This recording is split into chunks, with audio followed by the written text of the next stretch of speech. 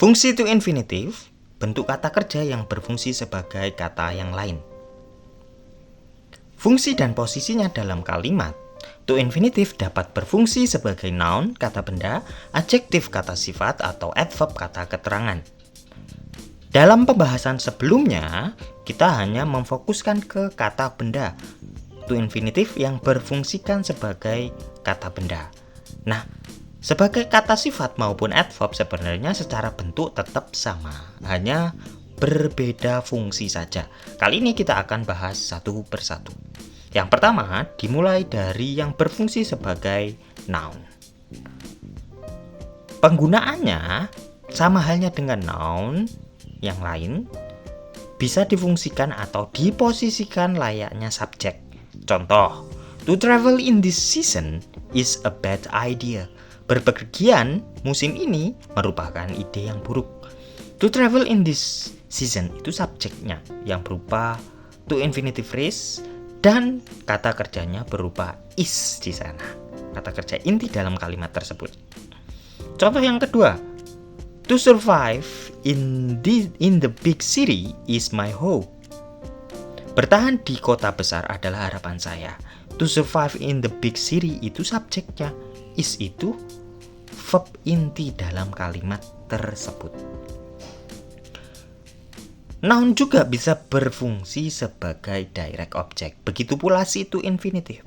Contoh, he wants to come tomorrow. Dia ingin datang besok. Nah, to come di situ sebagai objek dari kata kerja wants sebagai direct objeknya. Contoh yang kedua, I've learned to appreciate and love myself. Saya belajar untuk mengapresiasi dan mencintai diri sendiri. Dia sebagai objek dari learned. To infinitive-nya itu sebagai objek dari learned. To appreciate and love myself itu sebagai objek dari kata kerja learn. Sebagai noun subject complement. His dream is to win the contest. Kita bisa menggunakannya.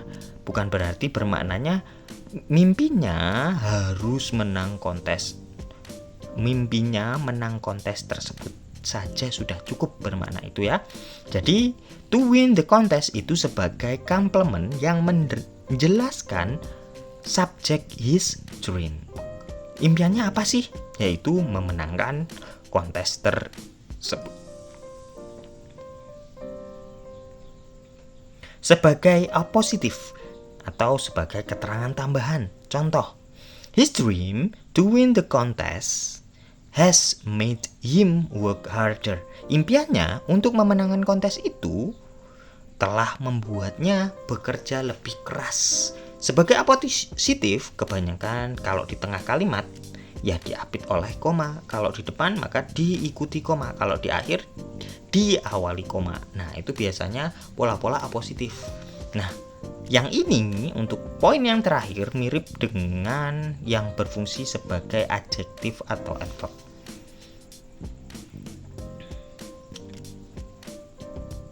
Nah, sedangkan kalau yang fungsinya sebagai adjektif bagaimana? Contohnya, the best time to call him is at night.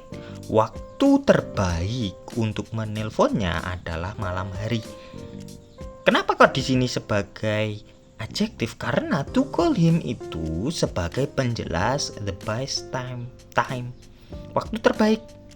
Waktu terbaik untuk apa? Untuk menghubunginya adalah malam hari. Nah, adalahnya atau yang kita sebut is di situ itu kata kerja intinya baruan. Contoh kedua, is the wrong way to ask a question. Itu cara yang salah untuk bertanya. Cara yang salah itu benda intinya dijelaskan oleh adjektif to ask a question. Sebagai adverb, to watch the show you must buy a ticket. Untuk menonton pertunjukan itu kamu harus beli tiket. Nah, secara penjelasan sebenarnya di sini mirip dengan noun yang sebagai apositif. Mirip dengan to infinitive yang berfungsi sebagai apositif yang berbentuk noun tadi ya. hanya saja di sini menjelaskan why you must buy a ticket. Mengapa? Nah, itu dijelaskan untuk menonton pertunjukan. Contoh yang selanjutnya, you need US $50 to buy it. Kamu perlu $50 untuk membeli itu. Menjelaskan why you need $50. Mengapa kamu butuh $50? Nah, itu sebagai penjelasnya saja. Sebenarnya mirip ya dengan yang adjektif juga. Catatannya, adjektif infinitif digunakan untuk menjelaskan noun di mana posisinya selalu mengikuti noun yang dijelaskan. Jadi letaknya tuh infinitifnya diletakkan di belakang benda yang dijelaskan. Itu kalau dia berfungsi sebagai adjectival phrase. Kalau adverbial infinitif digunakan untuk menjelaskan verb, di mana dapat berada di awal atau akhir kalimat serta tidak harus berada dekat dengan verb yang dijelaskan. Jadi nggak harus ya. Kalau yang adjektif harus menempel bendanya baru itu infinitif. Baik di subjek di objek tetap seperti itu. Kalau adverb dia menjelaskan verb, jadi letaknya pun terserah, nggak harus berdekatan dengan verb intinya yang dijelaskan. Pengertian adjectival phrase sendiri kita bahas secara tuntas sekarang adalah infinitive phrase yang berfungsi menerangkan noun atau kata benda seperti halnya single word adjective. Jadi sama halnya dengan satu kata adjektif, posisinya di dalam kalimat selalu mengikuti noun yang diterangkannya. Hanya saja kalau untuk infinitif rata-rata terletak di belakang bendanya. Berbeda dengan adjektif biasa. Kalau adjektif biasa bisa di depan bendanya.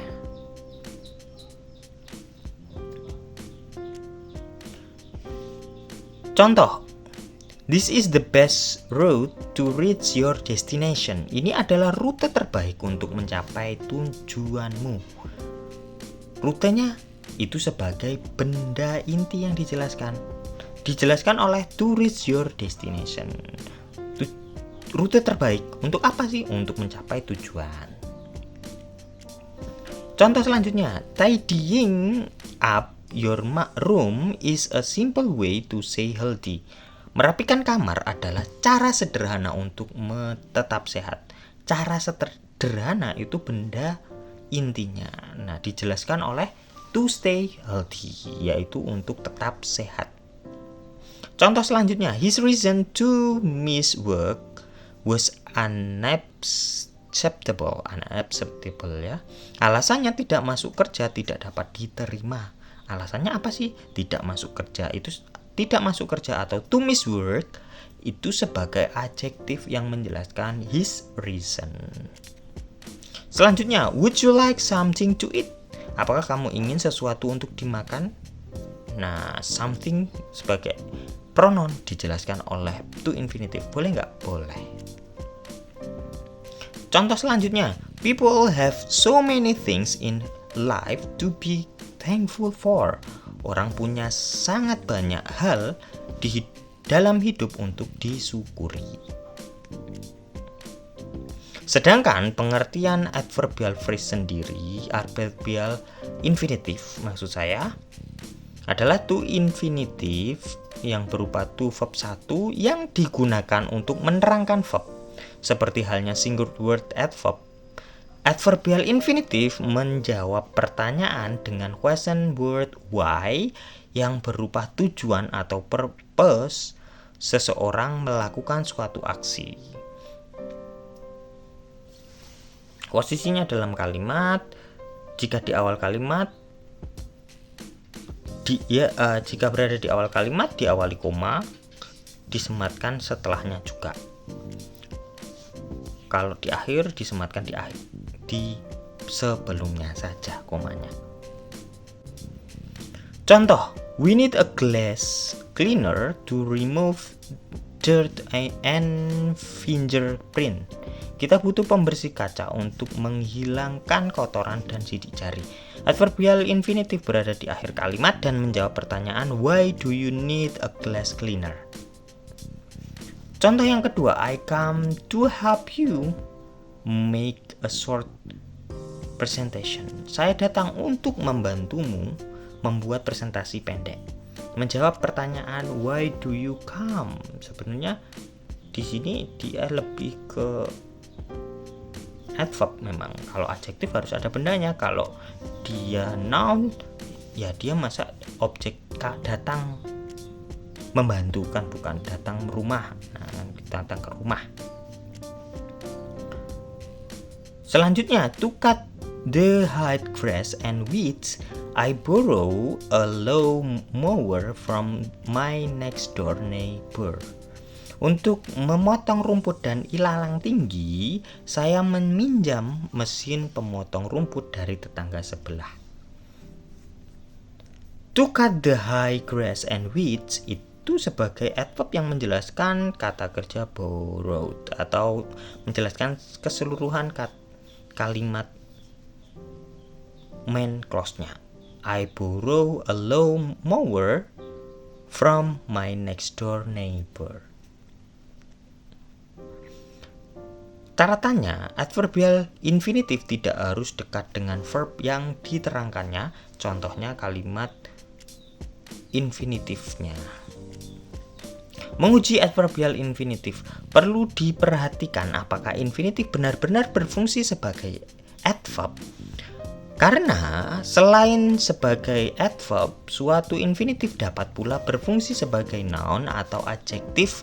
Untuk menguji apakah suatu infinitif merupakan adverbial infinitif dapat dilakukan dengan menyisipkan in order di depan jika make sense. Infinitif tersebut berfungsi sebagai adverb. Contoh, in order to join Facebook, you must be at least 13 years old. Kamu harus berusia minimal 13 tahun untuk menabung dengan Facebook, bergabung dengan Facebook. Make sense, infinitif berfungsi sebagai adverb. In order to join Facebook is free and easy. Tidak make sense. Infinitif berfungsi sebagai noun, subjek pada kalimatnya. Contoh yang terakhir, I want in order to join Facebook. Saya ingin bergabung dengan Facebook. Tidak make sense juga. Infinitif berfungsi sebagai noun atau direct objeknya. Thanks for watching.